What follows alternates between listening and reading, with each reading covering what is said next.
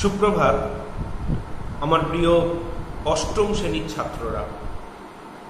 আমি তোমাদের বিদ্যালয়ের বাংলা ভাষা এবং সাহিত্য বিভাগের একজন শিক্ষক, তোমাদের SKR স্যার। আজকে আমি আমার আলোচনার বিষয় হিসাবে এমন একটি বিষয় বেছে নিয়েছি যে বিষয়টা অন্যান্য দিনের যে আলোচনা করেছি তার থেকে একটু আলাদা। কেন আলাদা? না, অন্যান্য দিন আমরা পড়েছি কখনো গদ্য অথবা প্রবন্ধ বা কবিতা ইত্যাদি নিয়ে আলোচনা করেছি। আজকে আমরা আলোচনা করব একটা নাটক নিয়ে। তবে নাটক বলবো না, আমরা এটাকে বলবো নাট্যাংশ। কেন নাট্যাংশ বলবো না, আমরা আমাদের যে পাঠ্য বই, সেই পাঠ্য বইয়ে আমরা যতটুকু পড়ছি এটা আসলে মূল নাটকের একটা অংশ আমরা পড়ব। মূল নাটকের একটুখানি আমরা মাত্র শুধু পড়ব, তাই এটা একটা নাট্যাংশ। ঠিক আছে? তাহলে আজকে আমাদের আলোচনার বিষয় হচ্ছে আমাদের এই পাঠ্য একটা নাট্যাংশ। এবার যেটা বলার বিষয় সেটা হচ্ছে যে এই নাটকে আসলে কি বোঝাতে চাওয়া হচ্ছে। না, এই নাটকে একটা ইতিহাস কেন্দ্রিক ঘটনা আমরা পাবো, একটা ইতিহাস আশ্রিত ঘটনা আমরা পাবো, এবং সেই ঘটনার মধ্যে দিয়ে আসলে ভারতবর্ষের আর্য পুরুষগণের বীরত্বকে বা সাহসিকতাকে তুলে ধরা হচ্ছে। ভারতবর্ষের আর্য পুরুষদের বীরত্ব এবং সাহসিকতাকে তুলে ধরা হচ্ছে এই নাট্যাংশের মধ্যে দিয়ে, মানে আমাদের যে পাঠ্য নাট্যাংশ সেই নাট্যাংশের মধ্যে দিয়ে। তবে এই যে আর্য পুরুষগণের বীরত্ব এবং সাহসিকতাকে দেখাতে চাইছেন নাট্যকার, কেন চাইছেন, এটা কিন্তু একটু আলোচনার বিষয়। যদিও এটা তোমাদের সেইভাবে হয়তো লাগবে না, কিন্তু এটা তোমাদের একটু জেনে রাখা উচিত। না, আমরা আজকে যার এই যে নাটক তথা নাট্যাংশটি আমরা যার পড়ব, সেই বিখ্যাত নাট্যকার হচ্ছেন, অত্যন্ত বিখ্যাত নাট্যকার, তিনি হলেন দ্বিজেন্দ্রলাল রায়। এটা কিন্তু খেয়াল রাখতে হবে। সেই দ্বিজেন্দ্রলাল রায় যার লেখা, যার কবিতা বা যার নাটক, বিশেষত ঐতিহাসিক নাটকগুলির লেখার যার প্রধান উদ্দেশ্য বা প্রধান বিষয়ই ছিল স্বদেশ প্রেম। কি বললাম? দ্বিজেন্দ্রলাল রায়ের লেখার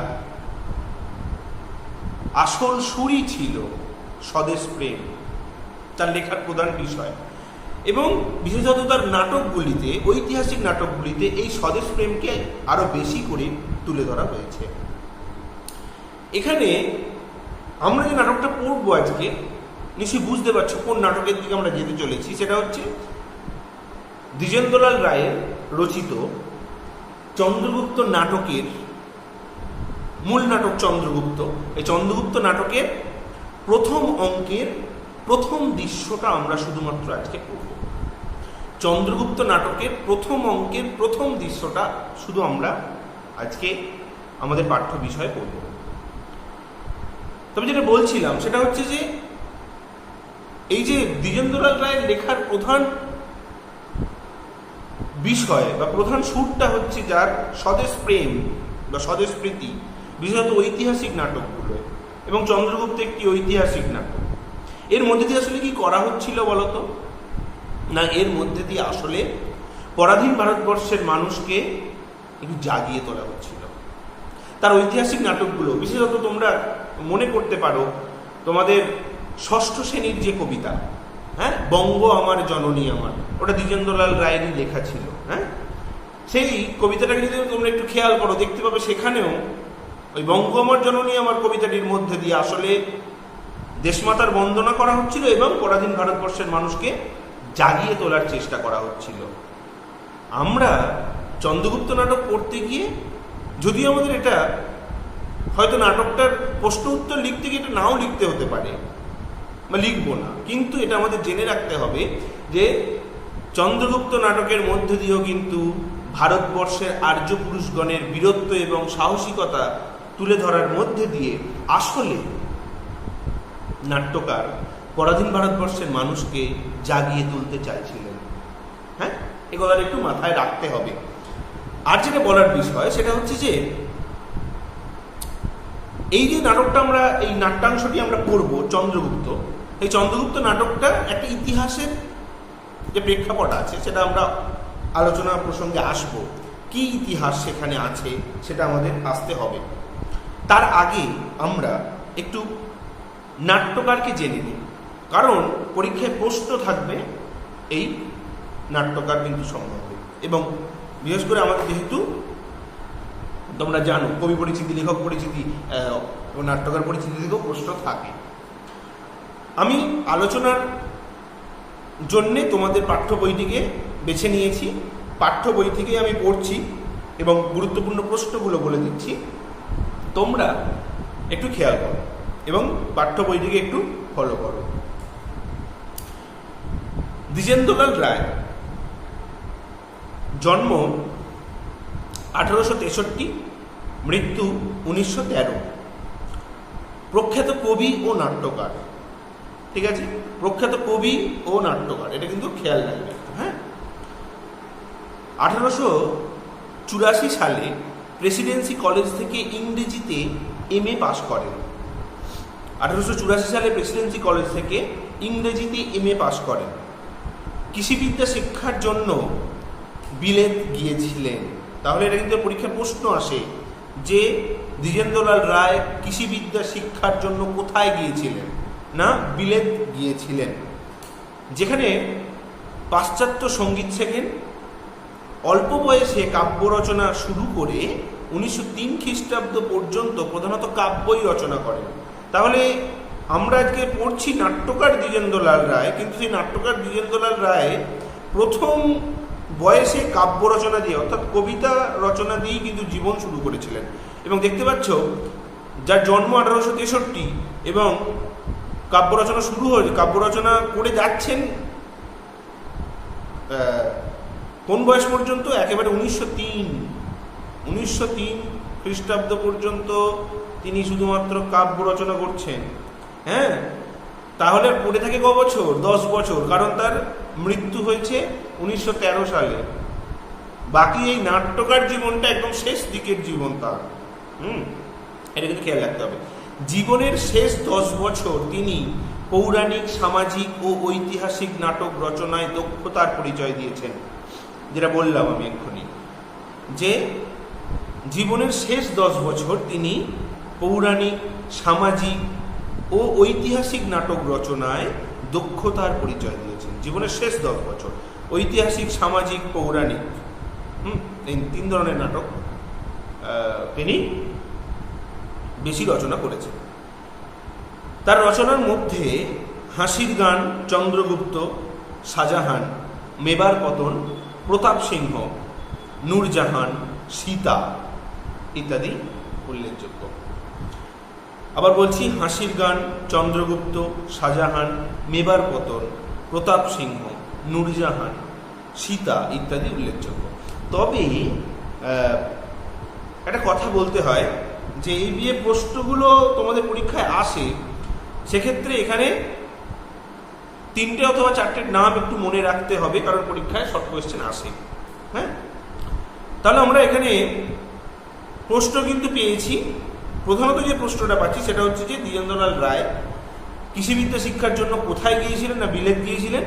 আর তার রচিত 2টি নাটকের নাম যে কোনো দুটো লিখে দিতে পারো, ঐতিহাসিক নাটকের নামগুলো লিখে দিতে পারো, চন্দ্রগুপ্ত, শাহজাহান, মেবার পতন, প্রতাপ সিংহ, নূরজাহান ইত্যাদি।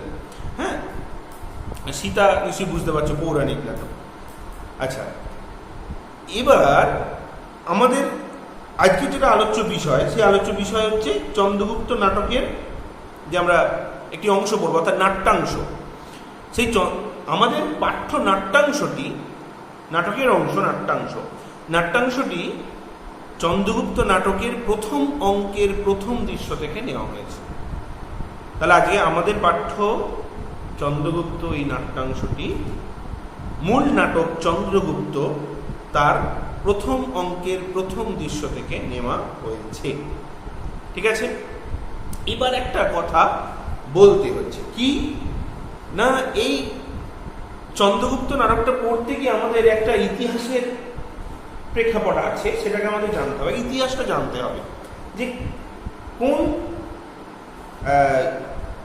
মানে কোন ইতিহাসের কোন কাহিনীকে আসলে এখানে তুলে ধরার চেষ্টা করা হচ্ছে, সেটা আমাদের একটু জানতে হবে। হ্যাঁ না,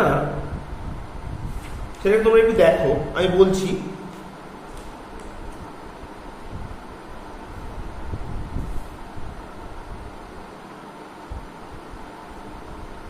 এটা হচ্ছে নাট্যকার দ্বিজেন্দ্রলাল রায় রচিত চন্দ্রগুপ্ত নাট্যাংশটি একটি সার্থক ঐতিহাসিক নাটক।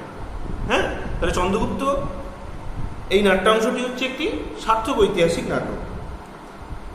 উক্ত নাটক থেকে যে আমরা চরিত্রগুলো পাবো, চরিত্র, কাহিনী, প্রেক্ষাপট, ঘটনাস্থল ইত্যাদি ইত্যাদি, এই বর্ণনা প্রসঙ্গে নাট্যকার ইতিহাসের ঘটনাকে বিশেষ ক্ষুণ্ণ করেননি, মানে ইতিহাসের ঘটনাটাকেই তিনি তুলে ধরেছেন।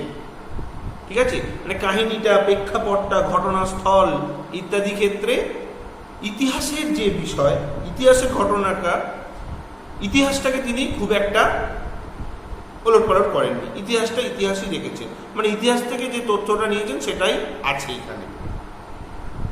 এবং আমাদের সাধারণত যে পুরাণ এবং কিংবদন্তি অনুসারে লেখক চন্দ্রগুপ্তকে নিজ ও শূদ্র বংশোদ্ভূত হিসাবেই বর্ণনা করেছেন। মানে আমরা এখানে দেখতে পাচ্ছি যে চন্দ্রগুপ্ত, তোমরা দেখতে পাবে যে চন্দ্রগুপ্ত তাকে তাদের যে বৈমাত্র সন্তানরা তাকে বিতাড়িত করেছে, হ্যাঁ, রাজ্য থেকে, এটা দেখতে পাবে।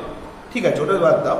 তারপর দেখো কি হয়েছে না, এবার যেটা হয়, এই যে বিতাড়িত হয়েছে, আলেকজান্ডারের সঙ্গে চন্দ্রগুপ্তের সাক্ষাৎ, আলেকজান্ডারের সঙ্গে চন্দ্রগুপ্তের সাক্ষাৎ, এটা কিন্তু আমরা পাব।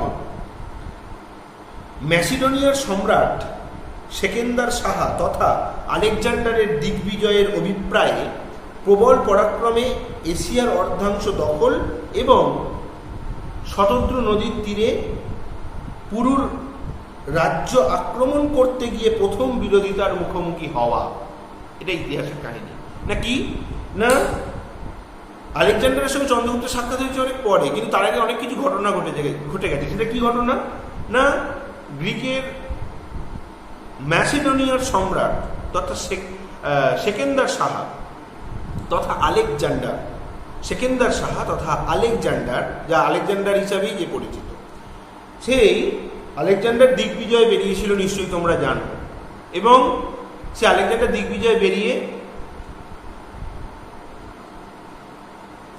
দিগ্বিজয় করতে করতে এসেছেন এবং অর্ধেকটা এশিয়া যার পায়ের তলায় একদম পদদলিত হয়ে গেছে, মানে অর্ধেকটা এশিয়া তিনি জয় করে ফেলেছেন। এবং এসে বাধা পাচ্ছেন কোথায় না, ভারতবর্ষে। কোথায় সেটা না, এশিয়ার অর্ধাংশ দখল করেছেন এবং ভারতবর্ষে এসে শতদ্রু নদীর তীরে পুরুর রাজ্য আক্রমণ করতে গিয়ে প্রথম বিরোধিতার মুখোমুখি হওয়া। তাহলে আলেকজান্ডার এসে প্রথম কোথায় বাধা পাচ্ছেন? সেকেন্দার সাহা তথা আলেকজান্ডার কোথায় এসে প্রথম বাধা পাচ্ছেন না, শতদ্রু নদীর তীরে পুরুর রাজার কাছে, রাজা পুরুর কাছে প্রথম বাধা পাচ্ছেন। মানে এখানে পুরু, তার সঙ্গে আর কি যুদ্ধ হবে। সেই যুদ্ধটা কি নামে পরিচিত দেখো, ইতিহাস সমর্থিত যে ঘটনা হিদাসপিসের যুদ্ধ নামে পরিচিত, হিদাসপিসের যুদ্ধ নামে পরিচিত। তাহলে পুরুর সঙ্গে আলেকজান্ডারের যে যুদ্ধ, বা পুরুর সঙ্গে সেকেন্দার সাহার যে যুদ্ধ, সেই যুদ্ধ হিদাসপিসের যুদ্ধ নামে পরিচিত। সেকেন্দার সাহা পুরুর শৌর্যের প্রসঙ্গে আর্য তেজ ও দর্প দেখে মুগ্ধ হয়েছেন, এই ঘটনাও ইতিহাস প্রসিদ্ধ।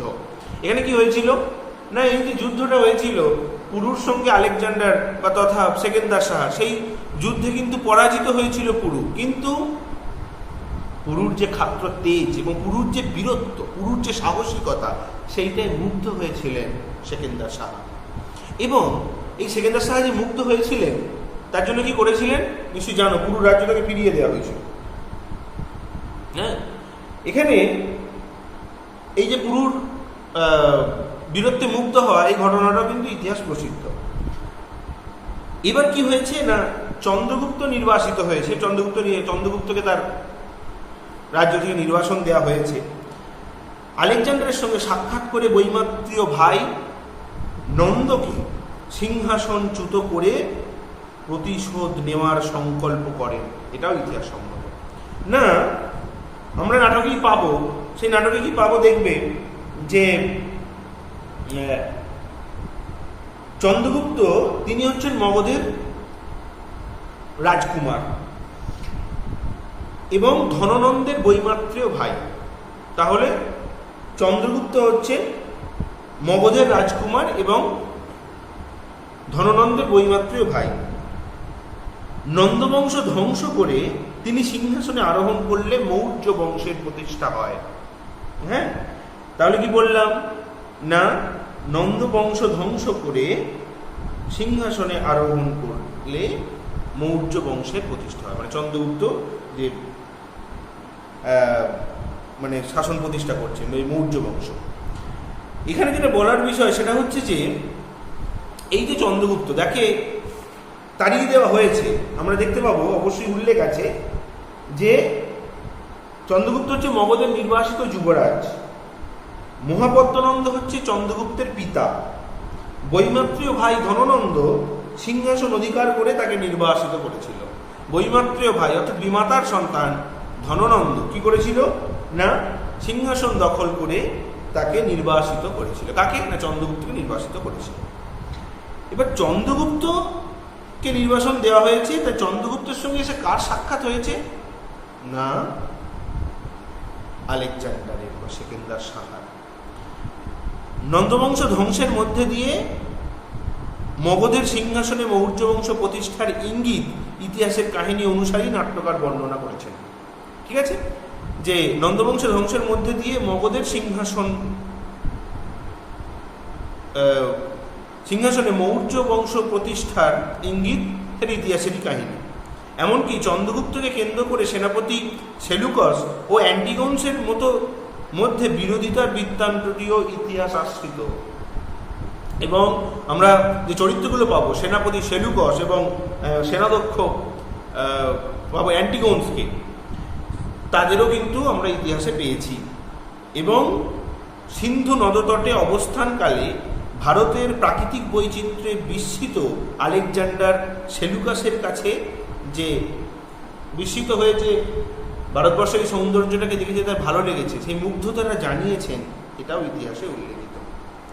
তাহলে আমরা দেখতে পাচ্ছি আগে একটা ঘটনা ঘটে গেছে অলরেডি। কি ঘটে গেছে না, সেকেন্দার শাহের সঙ্গে পুরুর যুদ্ধ হয়ে গেছে। সেই যুদ্ধে পুরু পরাজিত হয়েছে। ঠিক আছে, এবং পরাজিত হয়েছে, কিন্তু পুরুর বীরত্বে মুগ্ধ হয়ে সেকেন্দার শাহ তাকে ফিরিয়ে দিয়েছে তার রাজত্ব, তার ক্ষাত্র তেজ দেখে। তার প্রতি মানে একজন যে প্রকৃত বীর হবে সে তো বীরকে মর্যাদা দেবে, অবশ্যই তাই হয়েছে। এখানে বীরকে মর্যাদা দিয়েছে একজন বীর, অর্থাৎ সেকেন্দার শাহ মর্যাদা দিয়েছে পুরুকে। এবং দেখতে পাবো যে আমরা এই যে পুরুর কাছে এসে বাধা পেয়ে গেছেন, এরপরে যেটা হয়েছে সেটা হচ্ছে যে উদ্দেশ্যে বেরিয়েছিলেন সেকেন্দার শাহ তথা আলেকজান্ডার দিগ্বিজয় করবেন, একটা শৌখিন দিগ্বিজয় উল্লেখ আছে পাঠ্যে, সেই দিগ্বিজয়কে অসম্পূর্ণ রেখেই তিনি ফিরে যাবেন বলে ঠিক করছেন। সেই দিগ্বিজয়কে অসম্পূর্ণ রেখেই তিনি ফিরে যাবেন বলে ঠিক করছেন, কারণ তার সেনারা এখন ক্লান্ত। এটা কিন্তু একটু খেয়াল রাখতে হবে, কারণ এই যে যেটা বলার বিষয় সেটা হচ্ছে যে আলেকজান্ডার কোনো উপনিবেশ গঠন করার জন্য কিংবা কোনো প্রতিপক্ষের সঙ্গে যুদ্ধ করার জন্য অভিযান করেননি। তাই যখন তার সৈন্যরা প্রায় সবাই ক্লান্ত এবং অবসন্ন, তখন তিনি দিগ্বিজয় সম্পূর্ণ করার জন্য সুদূর ম্যাসিডন থেকে নতুন গ্রিক সেনার আনার প্রয়োজন, এটা তিনি ভাবছেন যে যদি আমাকে আবার দিগ্বিজয় নতুন করে এই জায়গা থেকে শুরু করতে হয়, তাহলে আমাকে আবার নতুন সৈন্য আনতে হবে। এরকম একটা ব্যাপার চলছে। এই জায়গা থেকে আমাদের নাটকটা শুরু হচ্ছে এবং দেখব যে সিন্ধু নদতটে দাঁড়িয়ে আছেন কে না সেকেন্দার সাহা এবং সঙ্গে আছে সেলুকাস আছে, আর কে আছে না সেলুকাসের কন্যা হেলেন এই জায়গায় আছে। যদি হেলেনের কোনো কথোপকথন আমরা পাবো না, কিন্তু এরা আছে। তাহলে আমরা একবার সরাসরি এবারে নাট্যাংশে চলে আসছি। চন্দ্রগুপ্ত, দ্বিজেন্দ্রলাল রায়। আমি পেছনের যেটা বলার ছিল সেটা সব বলে দিয়েছি, ভালো করে ওটা মাথায় ঢুকিয়ে নেবে, তারপর নাটকটা পড়বে, দেখবে ভাবতে খুব সুবিধা হবে। হ্যাঁ, মানে পুরুর পরাজয় ঘটে গেছে, পুরুকে রাজ্য ফিরিয়ে দেওয়া হয়েছে, ভারতবর্ষের আর্য পুরুষগণের প্রতি যে আর্য পুরুষগণের যে বীরত্ব, সেই বীরত্বকে সম্মান এবং শ্রদ্ধা জানাচ্ছেন এবং স্বীকার করছেন যে একটা জাতি বটে আমরা পাবো এখানে। এবং সেকেন্দার সাহা সেলুকাসের সঙ্গে সিন্ধু নদতটে দাঁড়িয়ে আছেন। এই জায়গা থেকে আমরা দেখতে পাবো যে শুরু হচ্ছে নাটকের। যেটা বলার বিষয় সেটা হচ্ছে যে এই যে নাটকের আমরা পড়ছি একটা প্রথম অঙ্কের প্রথম দৃশ্য। নাটকের এরকম দৃশ্য এবং অঙ্কের ভাগ থাকে। হ্যাঁ, যেমন একটা অঙ্কে অনেকগুলো দৃশ্য থাকতে পারে।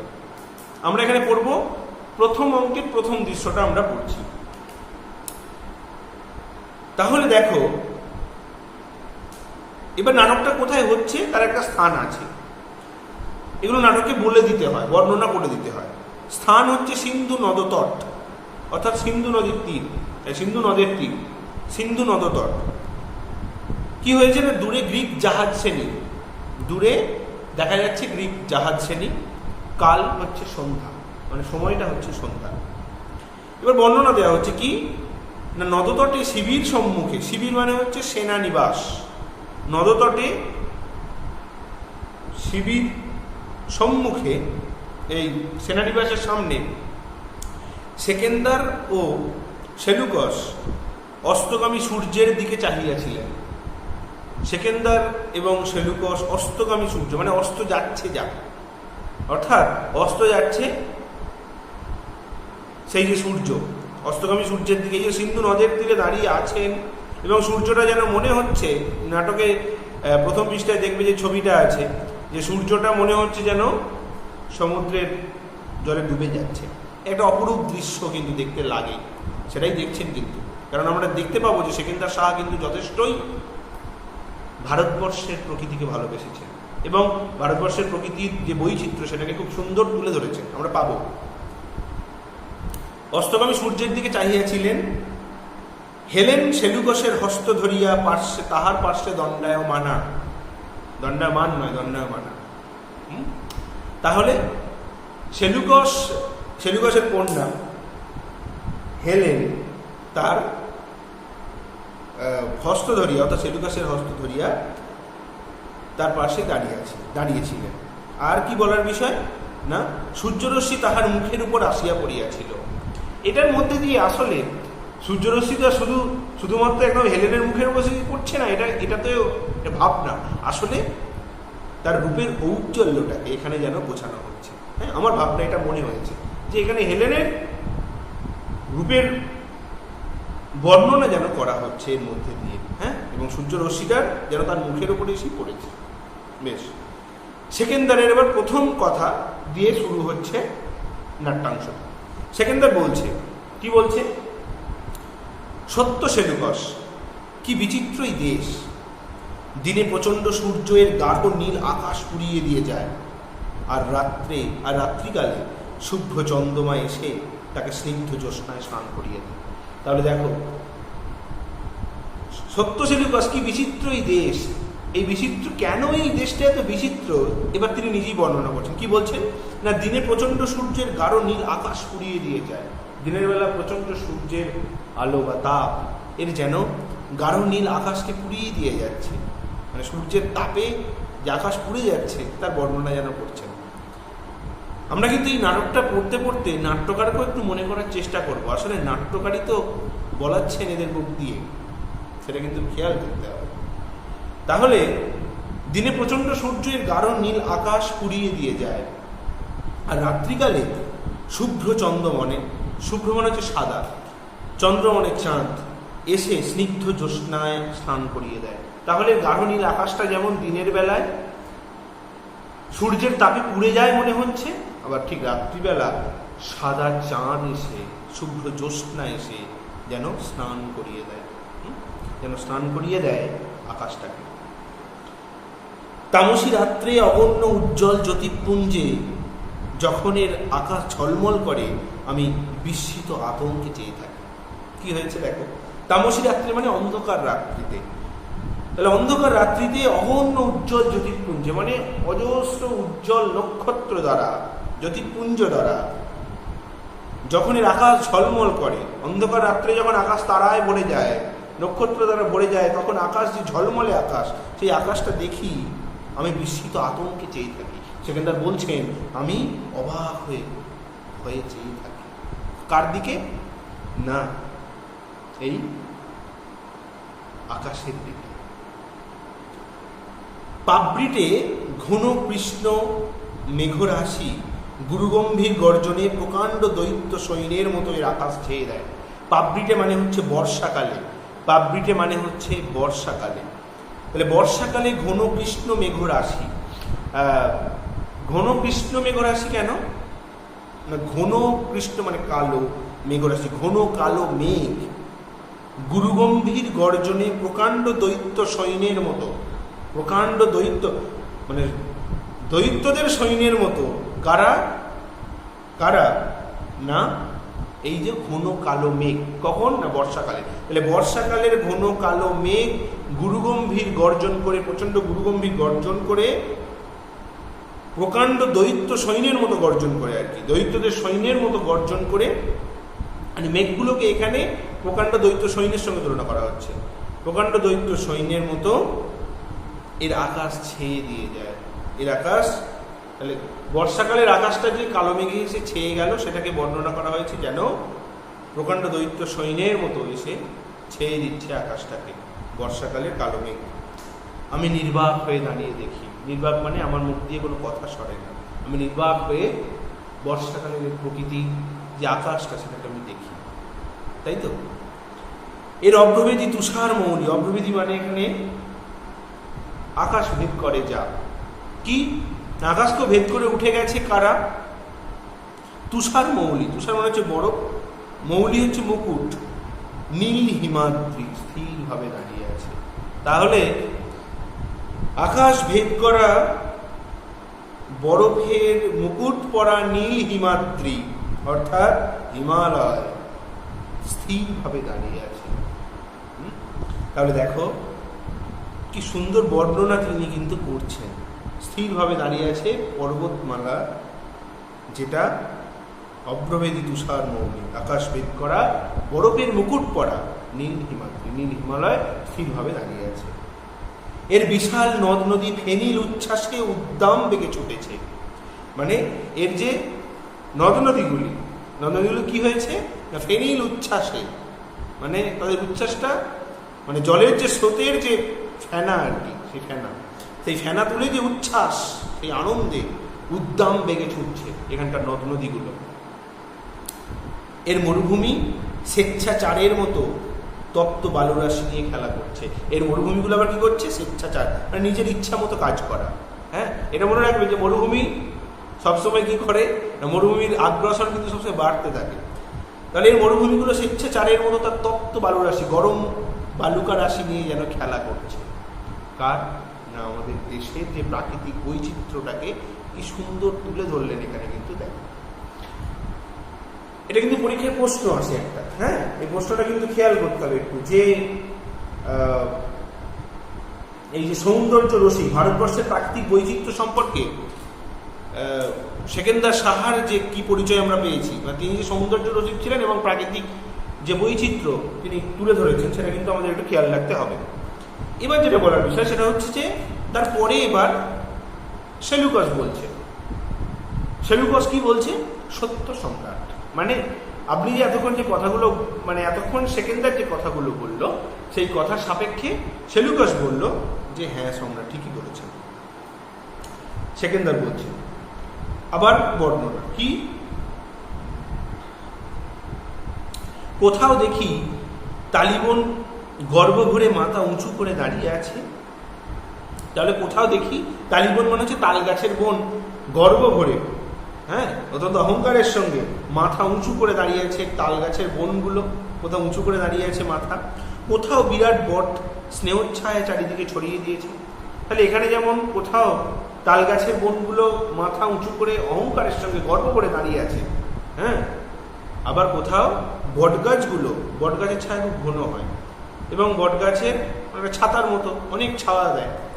কোথাও বটগাছ তার স্নেহচ্ছায়া চারিদিকে ছড়িয়ে দিয়েছে, কোথাও বটগাছ আবার তার স্নেহচ্ছায়া চারিদিকে ছড়িয়ে দিয়েছে। কোথাও মদমত্ত মাতঙ্গ ভুজঙ্গ পর্বত সম মন্থর গমনে চলেছে। খুব ভালো করে খেয়াল করবে, কোথাও মদমত্ত মাতঙ্গ, মদমত্ত মানে হচ্ছে উন্মত্ত, উন্মত্ত, মাতঙ্গ মানে হচ্ছে হাতি, জঙ্গম পর্বত সম, জঙ্গম মানে হচ্ছে গতিশীল, কিন্তু জঙ্গম পর্বত সম, পর্বত কোনোদিন গতিশীল কি? পর্বত গতিশীল নয়, কিন্তু মাতঙ্গ মানে হাতি, হাতি তো যেতে পারে, হাতি তো গতিশীল। তাহলে হাতিকে তুলনা করা হয়েছে জঙ্গম পর্বত সম, মানে একটা গতিশীল পর্বতের সঙ্গে। তাহলে দেখো কি সুন্দর বর্ণনা। তাহলে কোথাও মদমত্ত মাতঙ্গ, কোথাও উন্মত্ত হাতি, জঙ্গম পর্বত সম গতিশীল পর্বতের মতো মন্থর গমনে চলেছে। মন্থর মানে ধীর গমনে চলেছে, মানে এখানকার হাতিগুলোকে, ভারতবর্ষের জঙ্গলে থাকা হাতিগুলোকে কি সুন্দর বর্ণনা করা হলো, যে গতিশীল পর্বতের মতো ধীর গমনে চলছে এর উন্মত্ত হাতিগুলো। কোথাও মহাভুজঙ্গম অলস হিংসার মতো বক্র রেখায় পড়ে আছে। কোথাও কি হয়েছে? মহাভুজঙ্গম মানে বিশাল আকার সাপ, বিশাল আকার সর্প, অলস হিংসার মতো, হ্যাঁ, বক্র রেখায় পড়ে আছে। একটা অলস হিংসা, হ্যাঁ, অলস হিংসার মতো বক্র রেখায় পড়ে আছে, মানে একটা সাপ, বিশাল আকার সাপ। এখানকার মহাভুজঙ্গ মানে বিশাল আকার সাপগুলো, তাদের যে হিংসা সেটা অলস প্রকৃতির, অলস প্রকৃতির একটা হিংসা নিয়ে বক্র রেখায় পড়ে আছে, মানে সাপের বর্ণনা এখানে আমরা পেলাম। তারপরে দেখো কি আসছে, কোথাও বা মহাসিংহ কুরঙ্গ, মহাসিংহ মানে হচ্ছে বড় সিংওয়ালা, তাকে বলা হয় মহাসিংহ, মানে বড় সিংহওয়ালা। মহাসিংহ কুরঙ্গম মানে হচ্ছে বড় সিংহওয়ালা হরিণ, কুরঙ্গম মানে হচ্ছে হরিণ, হরিণ। মহাসিংহ কুরঙ্গম মুগ্ধ বিস্ময়ের মতো নির্জন বন মধ্যে শূন্য পেক্ষণে চেয়ে আছে। নির্জন বন, তাই তো, কেউ কোথাও নেই, নির্জন বনে শূন্য পেক্ষণে, পেক্ষণে মানে হচ্ছে দৃষ্টি, শূন্যের দিকে তাকিয়ে আছে। মানে এখানে কি সুন্দর বর্ণনা, সেটা হচ্ছে বড় সিংহওয়ালা হরিণ নির্জন বনে যে চুপ করে দাঁড়িয়ে আছে একদিকে চেয়ে, সেই হরিণের দাঁড়িয়ে থাকাটাকে এখানে বর্ণনা করা হলো। আর সবার উপরে এক সৌম্য, এবার যেটা বলার বিষয়, আর সবার উপরে এক সৌম্য গৌর দীর্ঘকান্তি জাতি এই দেশ শাসন করছে। তাহলে ভারতবর্ষের আর্য পুরুষদেরকে এখানে বর্ণনা করা হচ্ছে। কি বলা হচ্ছে? সৌম্য, সৌম্য মানে হচ্ছে সুন্দর, গৌর মানে হচ্ছে ফর্সা, দীর্ঘকান্তি মানে লম্বা চওড়া দেহ, দীর্ঘকান্তি জাতি এই দেশ শাসন করছে। তাদের মুখে শিশুর সারল্য, তাদের মুখটা দেখে বোঝা যায় না যে তারা আসলে এত বীর, হ্যাঁ, তাদের মুখে শিশুর সারল্য, তাদের মুখে একটা শিশুর সরলতা আছে, কিন্তু দেহে কি আছে? বজ্রের শক্তি আছে, তাই তো। মানে মুখ দেখেই মনে হবে না ওরে বাবরে কি প্রচন্ড রাগী, এটা কিন্তু নয়। মুখে আছে শিশুর সারল্য, কিন্তু দেহে আছে বজ্রের শক্তি। মুখে শিশুর সরলতা, কিন্তু দেহে আছে বজ্রের মতো শক্তি। বজ্র যেরকম কঠিন, সেই শক্তি আছে বজ্রের মতো শক্তি। এবং চোখে আছে সূর্যের দীপ্তি, তাই তো। মুখে শিশুর সারল্য হতে পারে, কিন্তু চোখে আছে সূর্যের দীপ্তি, তাই তো। সূর্যের দীপ্তি আছে তাদের চোখে। কাদের? না এই আর্য পুরুষগণের। বক্ষে বার্তার সাহস এবং বুকে ঝড়ের মতো সাহস আছে। তাদের না এই আর্য পুরুষগণ। তাহলে দেখো কি সুন্দরভাবে আর্য পুরুষগণকে বর্ণনা করা হলো না। সৌম্য গৌর দীর্ঘকান্তি, অর্থাৎ সুন্দর ফর্সা এবং দীর্ঘকান্তি, লম্বা চওড়া দেহ, আর যাদের মুখে শিশুর সরলতা, দেহে বজ্রের শক্তি এবং চোখে সূর্যের দীপ্তি, বক্ষে বার্তার সাহস। তারপর কি বলা হলো? এই শৌর্য পরাজয় করে আনন্দ আছে। তাই তো, এখানে শৌর্য বলতে কাদের, মানে এখানে শৌর্য বলতে কি না, বীরত্ব বা সাহস। কাদের বীরত্ব? এই আর্য পুরুষগণের বীরত্বকে পরাজয় করে আনন্দ আছে। তাই তো, একজন প্রকৃত বীর তিনিই হবেন, তিনি সেইভাবেই জয়ী হতে চাইবেন। আর একজন প্রকৃত বীরকে যদি পরাজিত করতে পারে তাহলে তার আনন্দটা বেশি। আর কেউ যদি এলো এসে পায়ে পড়ে গেল, তাই তো, তার কোনো বীরত্বই নেই, কোনো সাহসই নেই, সেক্ষেত্রে যে প্রকৃত বীর হবে তার কিন্তু আনন্দ হবে না। কিন্তু সেকেন্দার শাহ কিন্তু যথেষ্ট বীরত্বের অধিকারী। ফলে সেকেন্দার শাহ কি বলছেন, এই যে শৌর্যটা, এই আর্য পুরুষগণের বীরত্বকে পরাজিত করে একটা আনন্দ আছে। এবার ইতিহাসের বর্ণনা কি বলছেন দেখো না, পুরুকে কেন এই শৌর্য পরাজয়টা করে আনন্দ আছে। এবার দেখো, পুরুকে বন্দি করে আনি যখন, সে কি বললে জানো? পুরু মানে আমরা বলে দিয়েছি সেকেন্দার শাহর সঙ্গে পুরুর যুদ্ধ আগে হয়ে গেছে, ঘটনাটা আগে ঘটে গেছে। সেই পুরু শতদ্রু নদীর তীরে যার সঙ্গে যুদ্ধ হয়েছিল সেকেন্দার শাহর সঙ্গে পুরুর, যা হিদাসপিসের যুদ্ধ নামে বিখ্যাত, এবং সেই যুদ্ধে পুরু পরাজিত হয়েছিল এবং পুরুকে বন্দি করে আনা হয়েছে।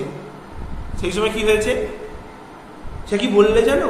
সেলুকাস বলছে, কি সম্রাট, মানে কি বলেছে সেকেন্দার, আমি জিজ্ঞাসা করলাম আমার কাছে কিরূপ আচরণ প্রত্যাশা করো। সেকেন্দার পুরুকে জিজ্ঞাসা করছে, তুমি আমার কাছে কিরকম আচরণ চাইছো, মানে আমি তোমার সঙ্গে কিরকম আচরণ করব। তখন পুরু কিন্তু সেকেন্দারের পায়ে পড়ে যায়নি। সেকেন্দারের এই কথা শুনে তার কাছে মাথা হেঁট করে দাঁড়িয়ে থাকেনি। কি বলেছিল সে নির্ভীক নিষ্কম্প স্বরে উত্তর দিল, রাজার প্রতি রাজার আচরণ। তাহলে দেখো, পুরুর বীরত্ব, তথাকথিত আর্য পুরুষগণের বীরত্ব, আর্য কুল রবি হচ্ছে পুরু। সেই সময় পুরুর কিন্তু বীরত্ব যথেষ্ট। কি হলো দেখো না, সে নির্ভীক নিষ্কম্প স্বরে উত্তর দিল, রাজার প্রতি রাজার আচরণ। তাহলে একজন রাজা যেরকম আর একটা রাজার প্রতি যে আচরণ করে, যে আচরণ করা উচিত, সেই আচরণ আমার সঙ্গেও আপনি করুন। কতটা নির্ভীক, কতটা সাহসী, কতটা বীরত্ব সম্পন্ন। চমকিত হলাম। সেকেন্দার বলছে, আমি চমকে গেলাম, ভাবলাম এ একটা জাতি বটে। এটা কিন্তু পরীক্ষায় প্রশ্ন আছে, এ একটা জাতি বটে, এ না আর্য পুরুষগণ, আর্য জাতির কথা কেন বলা হচ্ছে? তাহলে একটা জাতি বটে। আমি তৎক্ষণাৎ তাকে রাজ্য প্রত্যার্পণ করলাম। আমি সেই মুহূর্তেই তাকে তার রাজ্য ফিরিয়ে দিলাম। কেন ফিরিয়ে দেওয়া হলো না, বীরত্বকে একজন বীর অর্থাৎ সেকেন্দার সাহা পুরুর বীরত্বকে মর্যাদা দিল। পুরুর এই যে সাহস, পুরুর বীরত্বটাকে মর্যাদা দিল। পুরু যে বীর সেটা কিন্তু মেনে নিল সেকেন্দার, এবং সেই জন্য কি করলো, তার বীরত্বে মুগ্ধ হয়ে, তার বীরত্ব তার ভালো লেগেছে, তাই বীরত্বে মুগ্ধ হয়ে তাকে তার রাজ্য ফিরিয়ে দিল। সেকেন্দার শাহ পুরুকে তার রাজ্য প্রত্যর্পণ করলাম, মানে ফিরিয়ে দেওয়া হয়েছে। সেলুকাস বলছে, সেলুকাস তো এত কিছু ভাবছে না, একটা সেনা, একটা যে বীরত্ব, এইসব যে আর্য জাতির শক্তি, বীরত্ব, এত তো ভাবেনি। সে কি বলে দিল, সম্রাট মহানুভব, মানে সম্রাট আপনি উদার চিত্ত, আপনি তো দয়ালু, তাই তো, আপনি দয়ালু, আপনি উদার চিত্ত। তখন সেকেন্দার বলছে মহানুভব, মানে সেকেন্দার অবাক হয়ে গেছে যে এটাই দয়ালু বা উদার চিত্তর ব্যাপার নয়, মহানুভব। তারপরে তার সঙ্গে অন্যরূপ ব্যবহার সম্ভব। তারপর না, একজন রাজার সামনে দাঁড়িয়ে একজন পরাজিত রাজা, যাকে বন্দি করে আনা হয়েছে, সে যখন বলছে যে আমি আপনার সঙ্গে একজন রাজার প্রতি রাজার আচরণ প্রত্যাশা করি, এতটা নির্ভীক, সে এতটা বীরত্ববান, ফলে তাকে তার সঙ্গে আর অন্য কোনো আচরণ করা যায়, তাকে কিন্তু তার বীরত্বকে মর্যাদা দিতে হয়। তাই তাকে তার রাজ্য ফিরিয়ে দেওয়া হয়েছে। মহৎ কিছু দেখলেই একটা উল্লাস আছে, তাই তো, ভালো কিছু দেখলেই, মহৎ কিছু দেখলেই একটা বেশ মনে আনন্দ আসে। কে বলছেন না সেকেন্দার। আর আমি এখানে সাম্রাজ্য স্থাপন করতে আসি নাই, আর আমি তো এখানে শুধুমাত্র সাম্রাজ্য স্থাপন করতে আসিনি, আমি এসেছি শৌখিন দিগ্বিজয়। আমি এসেছিলাম একটা শৌখিন দিগ্বিজয়, মানে তারপরেই বলছি জগতে একটা কীর্তি রেখে যেতে চাই। আসলে সেকেন্দার শাহ তখন আলেকজান্ডার বেরিয়েছিলেন দিগ্বিজয়, তাই তো, মানে একটা শৌখিন দিগ্বিজয় যার মাধ্যমে তিনি ইতিহাসে নিজের নামটাকে লিখে দিয়ে যেতে চান যে সেকেন্দার সাহা এই এতটা পৃথিবীর এতটা অংশ তিনি জয় করতে পেরেছিলেন, সেই দিগ্বিজয়, তার জগতে একটা কীর্তি রেখে যেতে চাই, এটা বলেছে সেকেন্দার। সেলুকাস বলছে, সেলুকাস কি বলছে, তবে দিগ্বিজয় অসম্পূর্ণ রেখে যাচ্ছেন কেন সম্রাট? আমরা বলেইছি যে পরিস্থিতিটা কিন্তু একটু অন্য ধরনের এই সময়, যে সময় থেকে শুরু হচ্ছে। কারণ তাহলে এবার সেলুকাস বলেছে যে আচ্ছা, তাহলে আপনি যখন একটা দিগ্বিজয় করতে চান এবং জগতে কীর্তি রাখতে চান, তাহলে এই দিগ্বিজয় অসম্পূর্ণ রেখে কেন চলে যাচ্ছেন? সেকেন্দার বলছে এই দিগ্বিজয় সম্পূর্ণ করতে হলে নতুন গ্রিক সৈন্য চাই, তাই তো। এই যে এতদিন ধরে দিগ্বিজয় চলছে, পুরুষ সঙ্গেও যুদ্ধ হয়েছে, ফলে সৈন্যরা তার ক্লান্ত এবং অবসন্ন, ফলে নতুন সৈন্য কিন্তু গ্রিক থেকে চাই, এটা কিন্তু খেয়াল রাখতে হবে। কি আশ্চর্য সেনাপতি, দূর ম্যাসিডন থেকে রাজ্য জনপদ তৃণসম পদতলে দলিত করে চলে এসেছি। তাহলে সেই কোথায় গ্রিস দেশের ম্যাসিডন থেকে চলে আসছে কিভাবে না, কত রাজ্য কত জনপদ, কত রাজ্য কত জনপদ, মানে যে কি বলবো, জনপদ মানে এখানে জনবসতি, তৃণ সম পদতলে মানে ঘাসের মতো মারিয়ে দিয়ে, পদতলে দলিত করে, ঘাসের মতো পায়ের তলা দিয়ে দলিত করে, মানে পা দিয়ে দোলে আমি চলে এসেছি, সেই গ্রিক থেকে চলে আসছি। কত রাজ্য অর্থাৎ কত জনপদ দখল করে করে আমি চলে এসেছি। ঝঞ্ঝার মতো এসে মহাশত্রু সৈন্য ধূম রাশির মতো উড়িয়ে দিয়েছি। তাহলে আমি ঝঞ্ঝা, তাই তো, আমি ঝড়, এই ঝড়ের মতো এসে, বিপদের মতো এসে, ঝঞ্ঝার মতো এসে, ঝড়ের মতো এসে মহাশত্রু সৈন্য, আমার সামনে যারা মহাশত্রু সৈন্য এসে যারা ধূম রাশির মতো, ধুলোর মতো, ধোঁয়ার মতো উড়িয়ে দিয়েছি, ঠিক আছে, তাই তো, মহাশত্রু সৈন্যকে আমি ধুলোর মতো উড়িয়ে দিয়েছি। অর্ধেক এশিয়া ম্যাসিডনের বিজয় বাহিনীর বীর পদবরে কম্পিত হয়েছে। অর্ধেকটা এশিয়া মানে আমি দখল করে ফেলেছি, অর্ধেকটা এশিয়া ম্যাসিডনের যে বিজয় বাহিনী অর্থাৎ আমার সৈন্যবাহিনীর বীর পদভরে কম্পিত হয়েছে, মানে বোঝা যাচ্ছে যে অর্ধেকটা এশিয়া দখল করা হয়ে গেছে। নিয়তির মতো দুর্বার, দুর্বার যাকে কোনোদিন আটকে রাখা যায় না, তাই তো, যাকে রোধ করা যায় না, সে নিয়তির মতো দুর্বার, হত্যার মতো করাল, হত্যার মতো ভয়ঙ্কর আর কিছু হয় না, এবং দুর্ভিক্ষের মতো নিষ্ঠুর। এটা কি উদাহরণগুলো দেখো, নিয়তির মতো দুর্বার, যে নিয়তিকে কোনোদিনই ধরে রাখা যায় না, এই নিয়তির মতো দুর্বার যাকে রোধ করা যায় না, হত্যার মতো করাল, হত্যার মতো ভয়ঙ্কর আর কিছু হয় না, দুর্ভিক্ষের মতো নিষ্ঠুর, দুর্ভিক্ষের মতো নিষ্ঠুর কিছু হয় না, সেই আমি অর্থাৎ সেকেন্দার সাহা অর্ধেক এশিয়ার বক্ষের ওপর দিয়ে, অর্ধেকটা এশিয়ার বক্ষের ওপর দিয়ে আমার রুধিরাক্ত বিজয় শকট অবাধে চালিয়ে দিয়েছি। আমার বিজয় শকট মানে হচ্ছে বিজয়ে যে যান অর্থাৎ বিজয়ের যে রথ, আর রুধিরাক্ত মানে যেটা কি হয়েছে, যেটা রক্ত দ্বারা রঞ্জিত, সে রুধিরাক্ত বিজয় শকট অবাধে চালিয়ে দিয়েছি, এশিয়ার অর্ধেকটা আমি দখল করে ফেলেছি।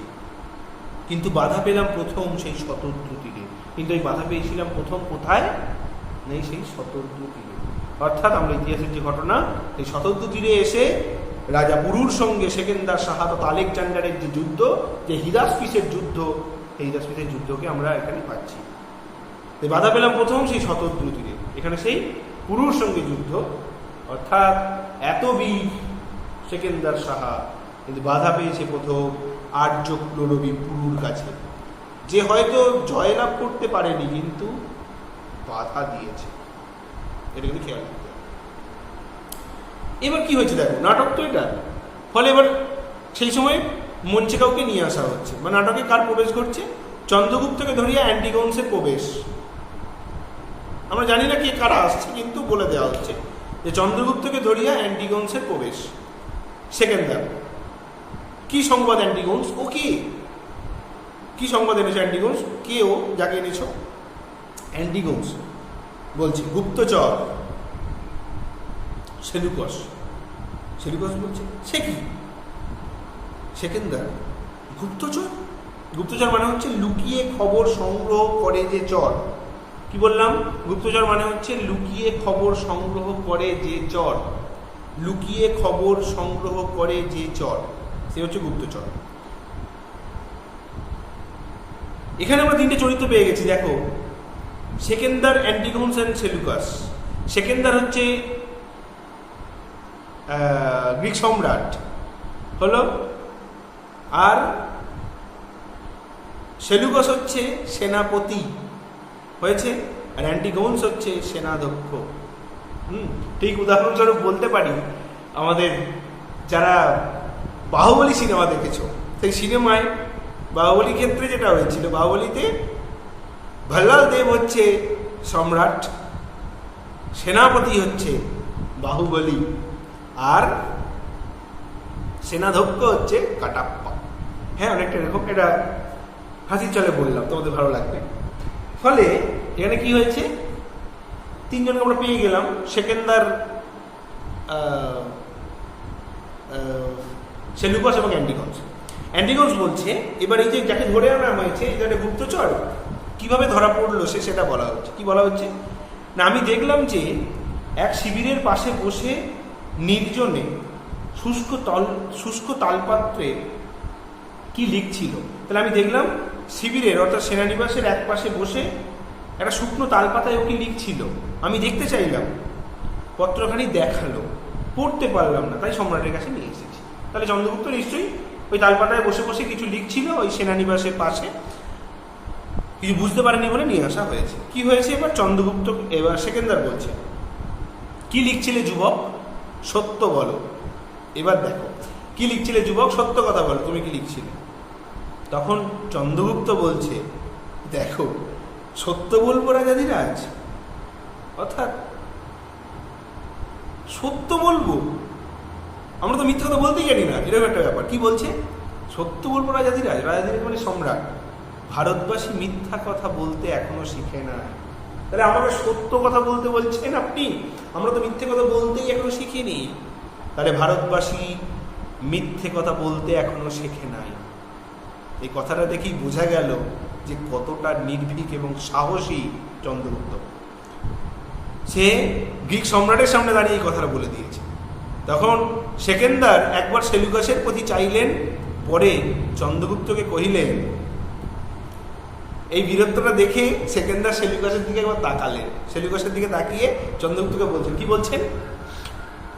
সেকেন্দার, উত্তম, বলো কি লিখছিলেন? আচ্ছা, ভালো, এই যে তুমি মিথ্যা কথা বলতে এখনো শেখনি, এই যে কথাটা বললে যে সবসময় সত্যি কথাই বলে ভারতবাসীরা, তাহলে বলো কি লিখছিলে? চন্দ্রগুপ্ত তখন সত্যি কথাই বলেছে। আমি সম্রাটের বাহিনী চালনা, ব্যূহ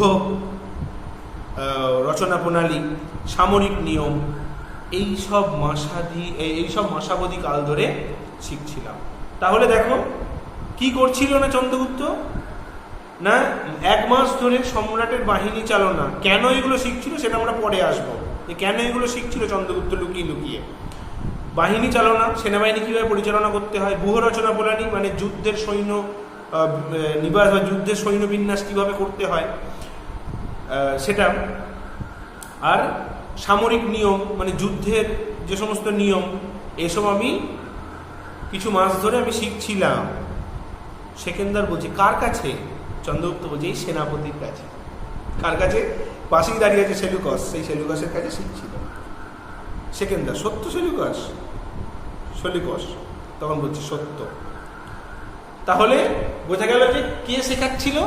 না, সেলুকাস শেখাচ্ছিল। কিন্তু সেলুকাস কি এত ভেবে শেখাচ্ছিল যে এটা কে, এটা এত কিছু জানে না? ভেবে একটা সাধারণ ছেলে এসেছে, ফলে তাকে শেখাই, ফলে চন্দ্রগুপ্তকে সে শেখাচ্ছিল। কিন্তু পরে আমরা দেখবো যে চন্দ্রগুপ্ত আসলে কি লক্ষ্য নিয়ে শিখছিল। যদিও তার লক্ষ্যটা তার শুধু হারানো রাজ্যকে ফিরে পাওয়া, এর পেছনে কিন্তু গ্রিক সম্রাটের বিরুদ্ধে সংগ্রাম করা নয়, এটা কিন্তু খেয়াল রাখতে হবে। সেকেন্দার তখন চন্দ্রগুপ্তকে বলছে, তারপর তারপর কি হলো? চন্দ্রগুপ্ত। তারপর গ্রিক সৈন্য কাল এ স্থান পরিত্যাগ করে যাবে শুনে আমি যা শিখেছি তাই এই পত্রে লিখে নিচ্ছিলাম।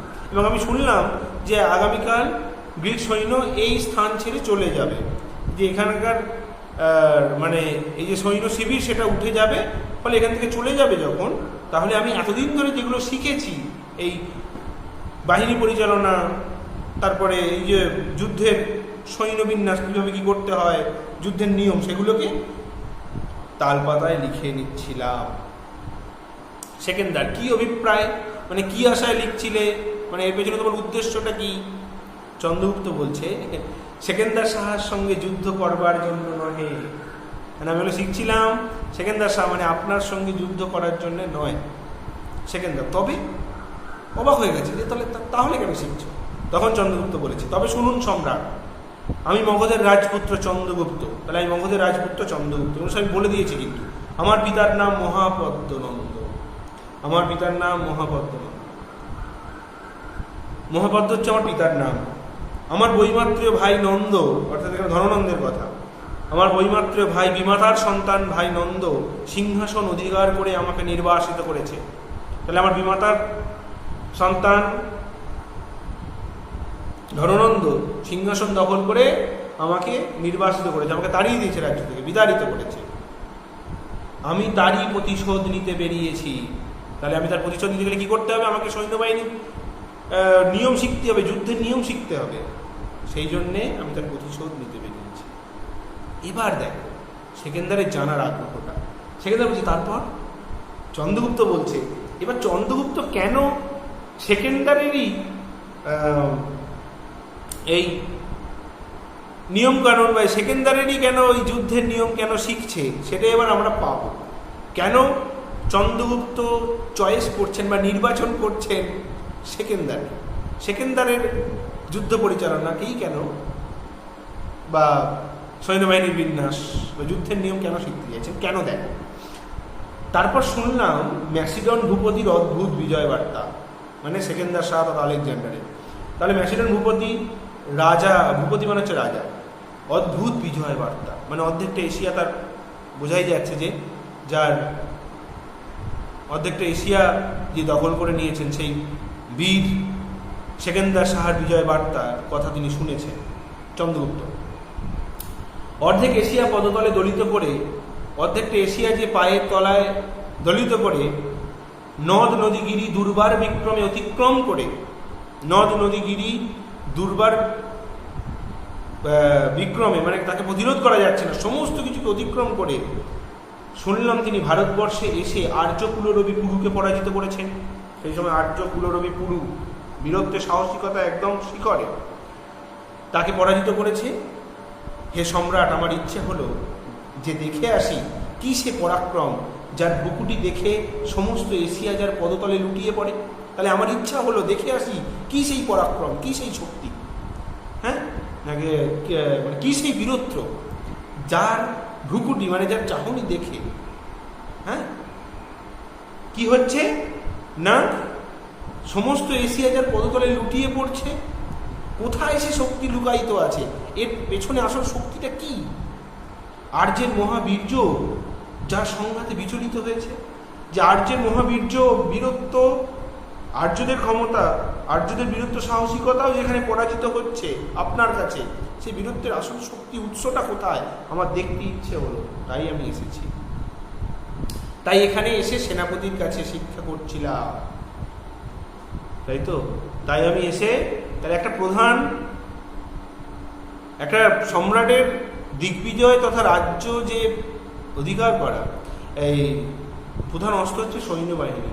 ফলে সেই সৈন্যবাহিনী যত বেশি শক্ত হবে তত বেশি সে এগোতে পারবে। এখানে সেই যে লক্ষ্য চন্দ্রগুপ্তের, তার হারানো রাজ্যকে ফিরে পাওয়া, তার বৈমাত্রীয় ভাই তার সঙ্গে যে অপরাধ করেছে তার প্রতিশোধ নেওয়া, তার জন্য কিন্তু সৈন্যবাহিনী পরিচালনা এবং যুদ্ধ শিখতে হবে। ফলে সেই জন্যে সেনাপতির কাছে শিক্ষা করছিলাম। আমার ইচ্ছা শুধু এই হৃত রাজ্য পুনরুদ্ধার করা, আমার ইচ্ছা হচ্ছে আমার হারানো রাজ্যটাকে, শুধুমাত্র হারিয়ে ফেলা রাজ্যটাকে ফিরে পাওয়া, এই মাত্র, শুধু আমার এইটুকুই আমার উদ্দেশ্য আপনার সঙ্গে যুদ্ধ করা নয় বা আপনার সঙ্গে বিশ্বাসঘাতকতা করা নয়। সেকেন্দার সেলুকাসের পানে চাইলেন, সেকেন্দার সেলুকাসের দিকে চাইলেন। ঘটনাটা শুনে কেন বলো তো? এগুলো বারবার সেকেন্দার কিন্তু লক্ষ্য করছেন চন্দ্রগুপ্তের তথা আর্য জাতি তথা ভারতীয়দের বীরত্ব সাহসিকতাকে। কি হলো? সেকেন্দার এবার সেলুকাস বলছে, এবার সেলুকাস তো এত বুঝতে পারেনি যে এই বালকের এত উদ্দেশ্য আছে। কেন বুঝতে পারেনি? নাট্যকার কিন্তু আগে বলে দিয়েছে। কি বলে দিয়েছেন নাট্যকার? না, তিনি বলে দিয়েছেন যে আর্য জাতি তথা আর্য পুরুষগণের মুখে হচ্ছে শিশুর সারল্য। তাহলে মুখ দেখে বোঝা যায়নি, চন্দ্রগুপ্তকে দেখেও বোঝা যায়নি যে এ এত কিছু করতে পারে। কি হয়েছে? আমি এইরূপ বুঝি নাই, সেলুকাস বলছে, আমি এরূপ বুঝতে পারি নাই, আমি এটা বুঝতে পারিনি। যুবকের চেহারা কথাবার্তা আমার মিষ্ট লাগতো। এই যুবক এই চন্দ্রগুপ্তকে দেখে, হ্যাঁ, এটা বেশ ধবধবে ফর্সা লম্বা চওড়া দেহযুক্ত একটা ছেলে, তাকে দেখে খুব ভালো লেগেছে এবং যার মুখে শিশু সারল্য আছে। কথাবার্তা আমার মিষ্ট লাগতো, খুব মিষ্টি লাগতো, ভালো লাগতো। আমি সরলভাবে গ্রিক সামরিক প্রথা সম্বন্ধে যুবকের সঙ্গে আলোচনা করতাম। আমি খুব সহজ সুন্দরভাবে আমাদের গ্রিক সামরিক প্রথা, এটা কিন্তু মনে রাখতে হবে, গ্রিকের সৈন্যবাহিনী পরিচালনা করার যে প্রথা সেটা কিন্তু খুব উন্নত। এটা কিন্তু প্রথম থেকেই ইতিহাস বিখ্যাত। গ্রিকদের যে সমর কৌশল, যুদ্ধের কৌশল, তাহলে সামরিক প্রথা সম্বন্ধে যুবকের সঙ্গে আলোচনা করতাম। বুঝি নাই যে এ বিশ্বাসঘাতক, আমি বুঝতে পারিনি যে এর পেছনে এরকম কোনো উদ্দেশ্য আছে। তখন এবার অ্যান্টিগোনস বলছে কে বিশ্বাসঘাতক।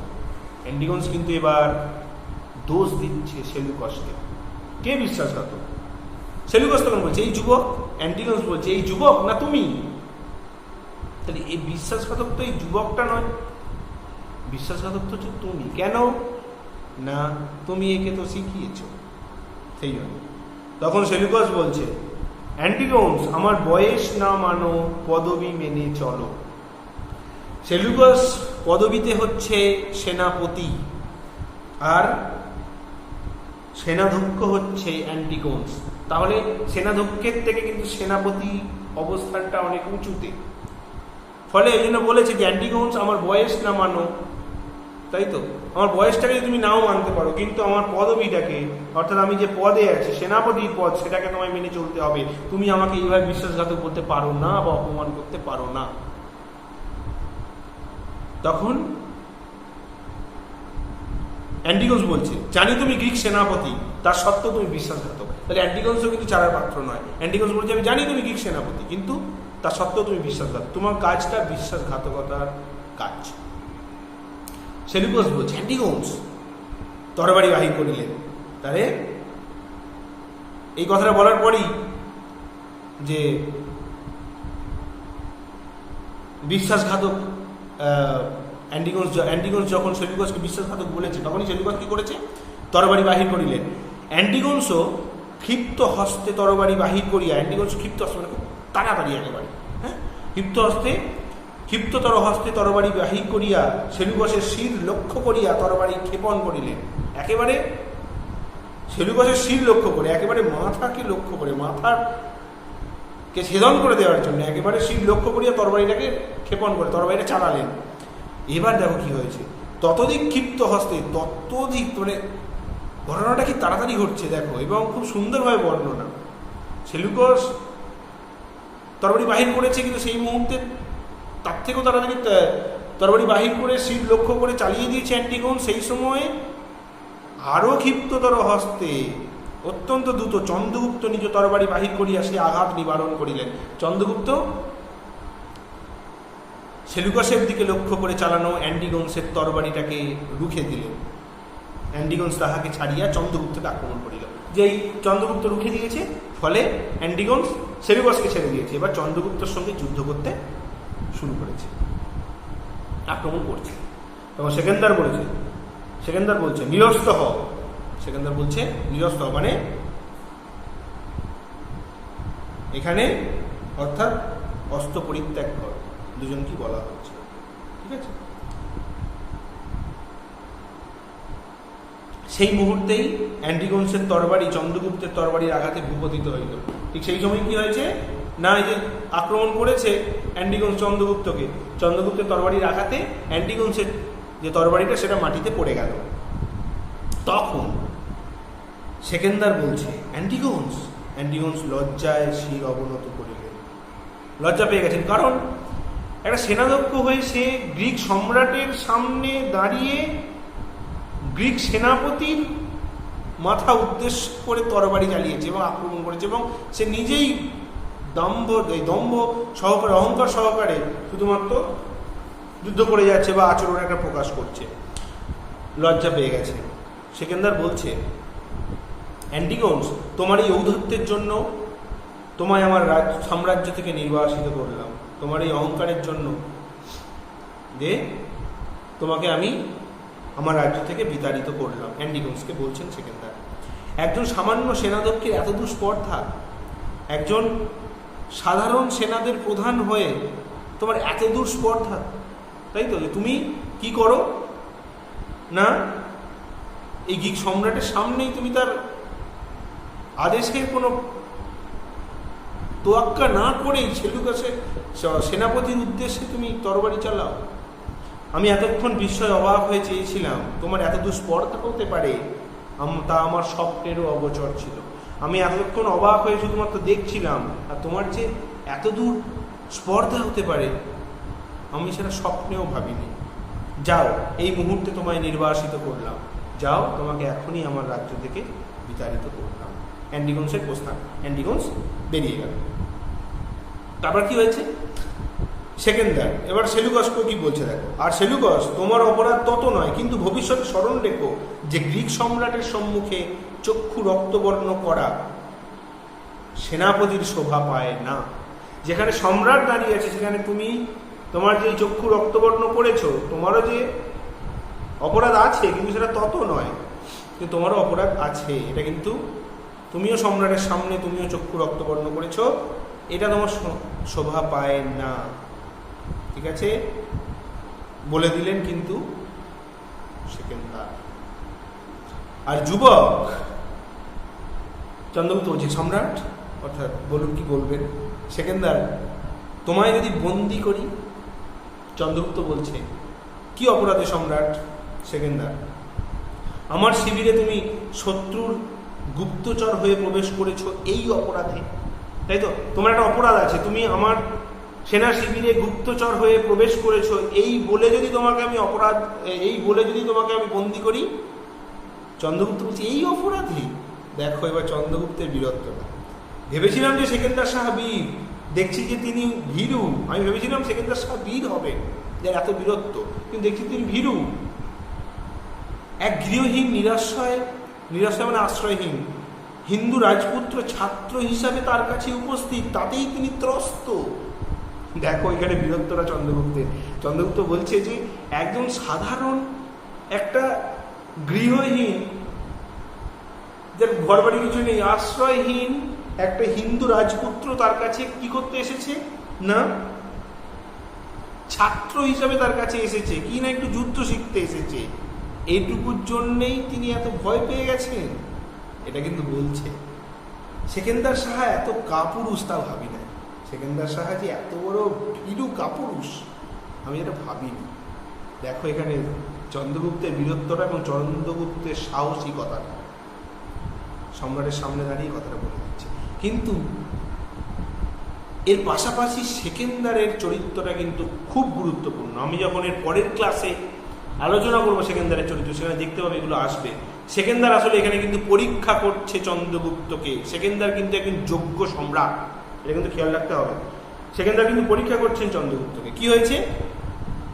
সেকেন্দার বলছে, সেলুকাস বন্দি করো। পরীক্ষা করছে কিন্তু এখনো সেকেন্দার, সেলুকাসকে বন্দি করো। চন্দ্রগুপ্ত বলছেন, সম্রাট আমায় বধ না করে বন্দি করতে পারবেন না। তাহলে দেখো বীরত্বটা চন্দ্রগুপ্তের, আর্য জাতির বীরত্ব, যে আমাকে আপনি বধ না করে কখনোই বন্দি করতে পারবেন না। আমি আপনার কাছে মাথা নিচু করে আপনার কথায় বন্দি হব না, বা আমি পরাজয় স্বীকার করব না। যতক্ষণ না আপনি আমাকে বধ করতে পারেন আমি বন্দি হচ্ছি না। এখানে বীরত্ব। তরবারি বাহির করিলেন, তরবারিটা